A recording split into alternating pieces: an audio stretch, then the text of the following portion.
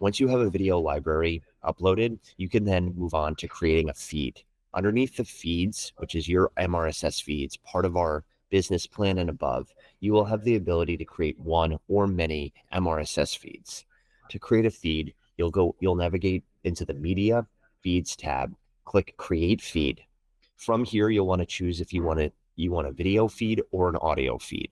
A video feed will include the full video file and all associated metadata, where the audio feed will pull an audio-only version from your video to create an RSS podcast-enabled feed. You'll select video feed, and here you'll then select which platform will ultimately be the end receiver for your MRSS feed, whether it's MSN Video, Yahoo, a custom feed, which you can design your own videos and specify exactly which ones you want chosen, and any other filters along with default, which means that every video in the library will automatically add it to a feed. Custom video and default gives you a bit more features, whereas MSN Video and Yahoo Video are specifically built with the MSN Partner Hub MRSS requirements, or Yahoo Video, which is built to the RSS Advisory Board, which has additional configurable parameters for optimization. Once you select one of your feed types, you'll then move on to enter a feed name. Well, you'll type MSN feed name and then add a URL extension and a contact email that's optimized. On the next step, it'll encourage you to choose your video resolutions, which will generally be the highest, whether it's 1080p or above. You can set minimum or maximum duration. If you only want to send videos that are over 30 seconds long or under 30 minutes long, you can adjust that here with the minimum and maximum.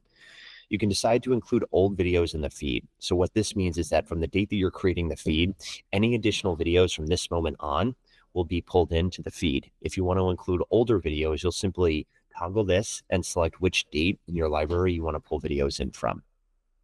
Our AI enhancements feature specific to MSN is very powerful.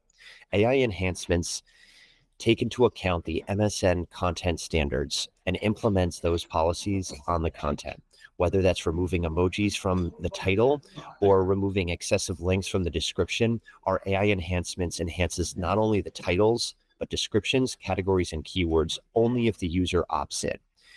You can select one or many of them from here. Then you can select your orientation. So if you only want to bring in vertical content or horizontal, you can choose that here. And then finally, you can set your ideal publishing frequency. For large video libraries, you'll want this to probably be 1 or 2 a day. And depending on your relationship with the distributor, you might want to have that be 10 or 20 a day. Our videos will loop and we'll always achieve to hit that number of videos per day. New videos are always prioritized in this feed. From here, you'll hit create, and then your feed will be created. From the feeds page under media and feeds, you can see the new feed that has been generated, and you can click the link, which will generate the XML file. The XML file will constantly update based on the parameters that you set in the feeds tab.